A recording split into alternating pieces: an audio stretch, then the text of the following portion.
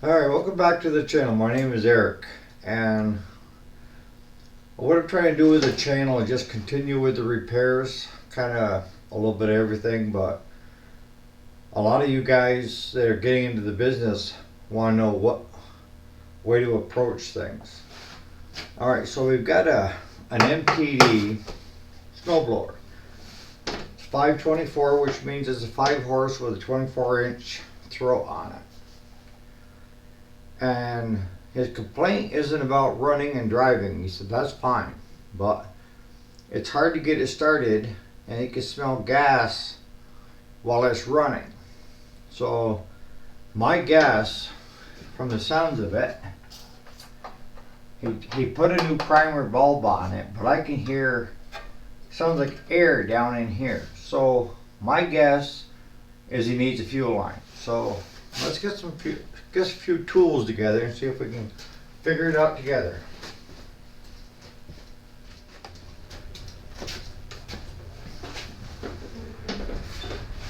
Now what you're going to have to do is you're going to have to remove these two screws. They're Phillips, and then there's one screw on top that's a regular socket. So what we need to do is take the key out, pry this off. They just pop right off. It's like that. And let's see how bad these are in. Not too bad. I thought I was going to have to use the punch still.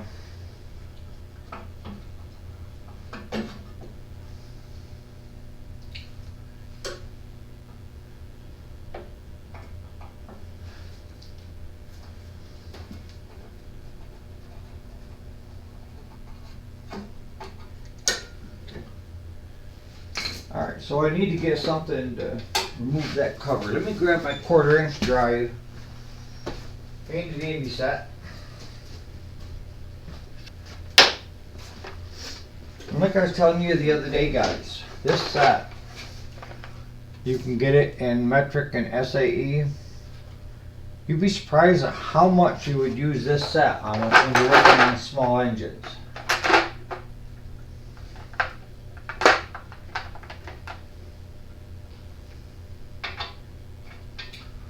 Tad bigger. Okay. Right here.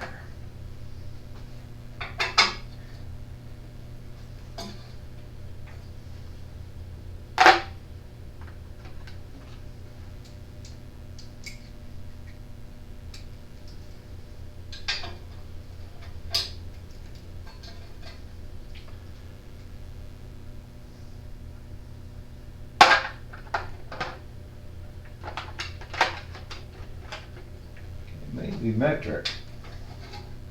Oh, there we go. Loose that.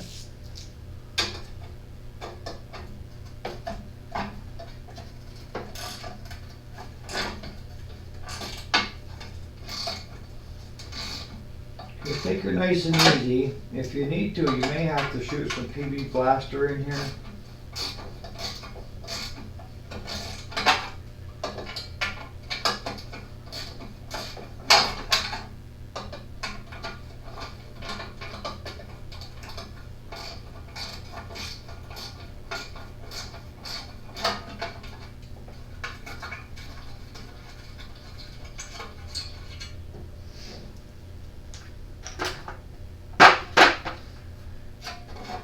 And just ease it right around so you can, you don't need to go and hook in everything, just set it out of your way. Alright, so when he presses this,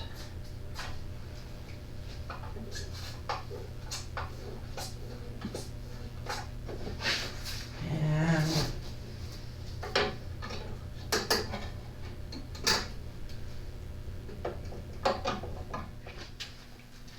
okay, so I got pulled off this the other day before I could get too far in the video.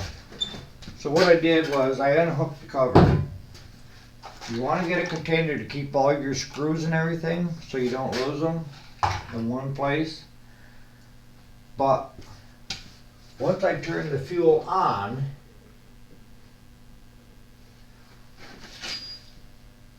it starts leaking right out of here. It's pissing right out of the top of that. And it's also pissing right out of the primer bulb. So let's shut the fuel off. He got bigger problems than he thinks. At least there's fresh gas in it.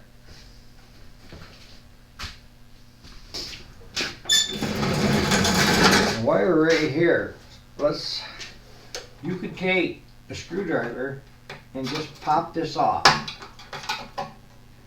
And that brings out that fuel line. So if you need to replace the primer bulb, you can. It makes no sense why that. Brand new. But if you look right here, every time I prime it, it shoots gas and it hits right there. So after looking at it, I can see that it's actually wore a hole right in the carburetor. I've never seen that before. So we've got two options for him. You know, three actually, but two. Is either we're going to have to replace that carburetor with, I still have a couple of donor snowblowers. I mean, a lot of these that I had that were this age, I actually let it go for scrap last year. I think I've got one of them up there that does have a good carburetor on it that I can put on there. It's either that or buy a new carburetor. And I don't know where he got the primer bulb, but the primer bulb isn't working correctly either. Which I have those here in stock, brand new.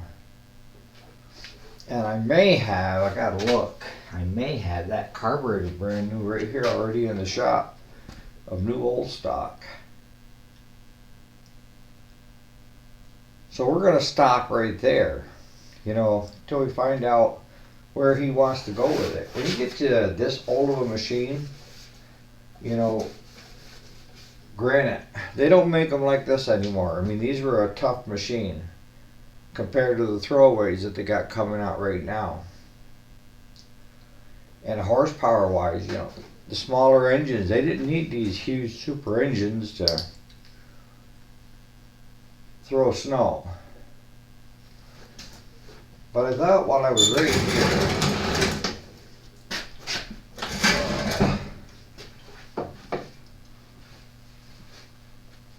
while we're right here, I'd show you how to check the belts.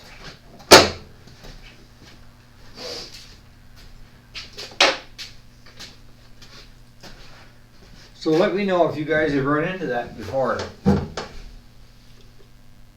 It's just got a little tiny little crack in that freaking top of the carburetor. And we've been doing this for a while. That's the first one I've seen like that. Alright, these tools are flopping all over the place on me.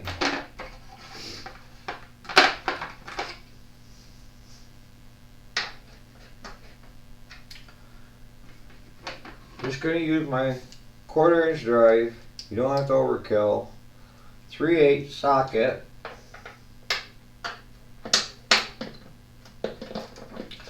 And what we're going to do is we're going to remove this shroud. He didn't ask for this, but I thought, well, it'd be a great demo machine while I got it right here for some of you guys, homeowners, that how to get at your belts.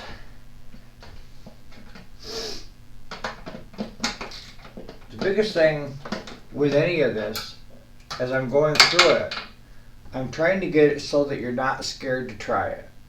You know, the biggest thing that with most people, most homeowners and stuff, and guys that are first getting into it, is fear of screwing something up. And I want to tell you right now, you cannot screw this up, alright? But this is something that you should check every year. If you have a snowblower coming for a service into your shop, you have to check those belts. That's part of the service. You know, take the cover off, run the belts around, See if there's any pieces missing off from it. Is it all weather checked? Because the last thing you want is your customer having problems or you having problems out there trying to snow blow when the belt goes. Because I can tell you right now, it will fail when you need it the most. And I don't know about you, but I don't like hand shoveling.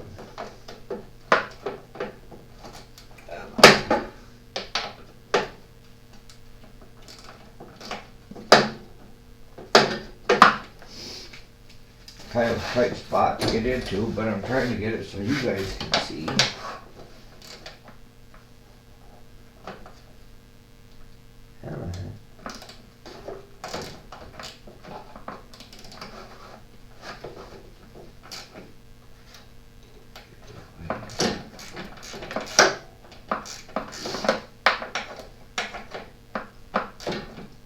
You can run an extension down through there and actually use your 3/8 drag DeWalt, but I'm going to go with this for this today.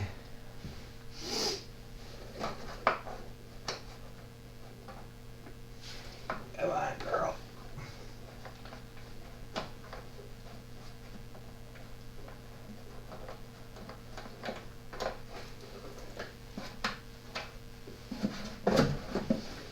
Alright, so once you have the screws out,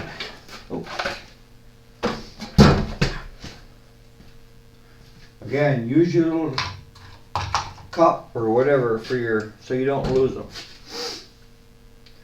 This will come right out. Kind of have to play with it a little bit. Let me put.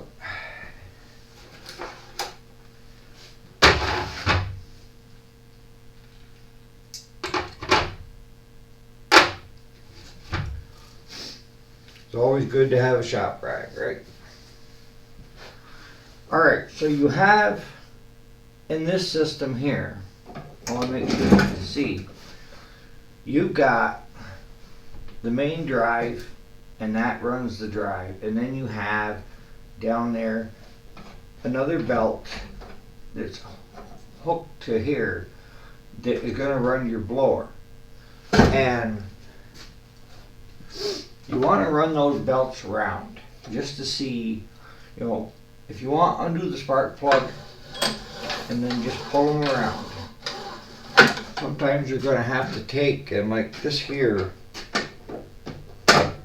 engages the front.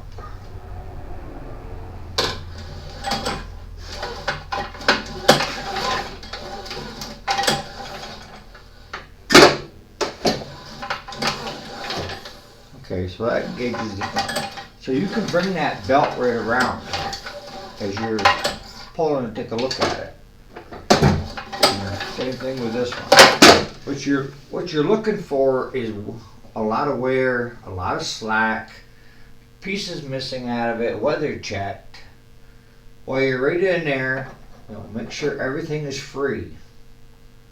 Now, if you have to change these belts, we're going to do that in a different video, but you take the bolts off and this unit will open up just like that, and that'll give you access to put new belts on. But I would suggest any of you guys that are homeowners, you know, guys that are getting into the repair business,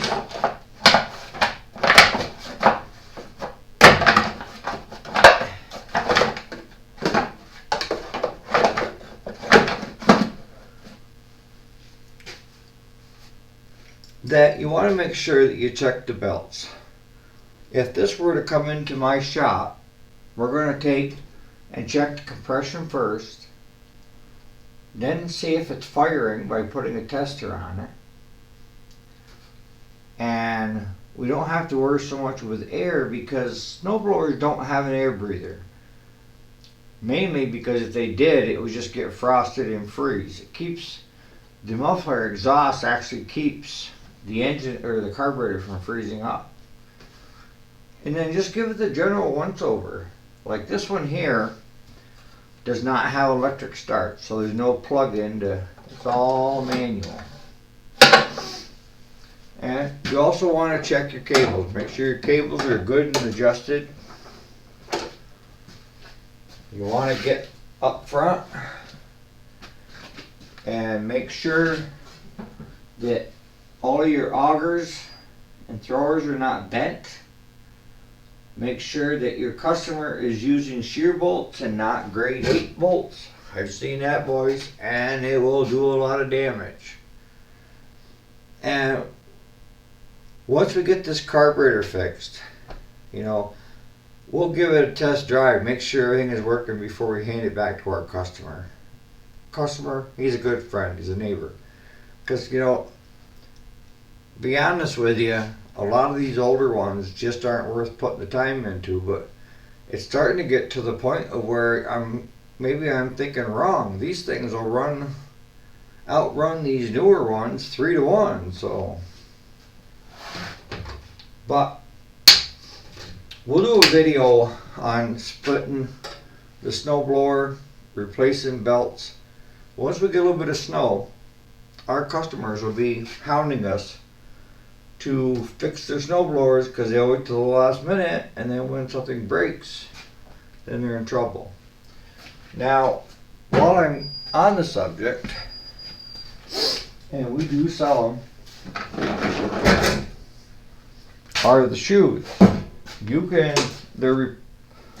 this one here has got the one-sided shoe, which is normal for the MTDs.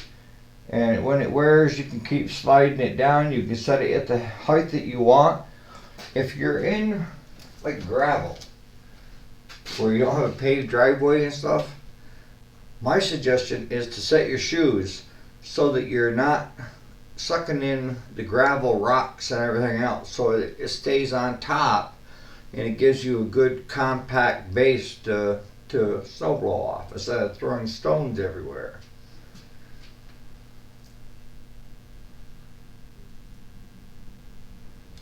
But on that note, we'll catch you on the next video.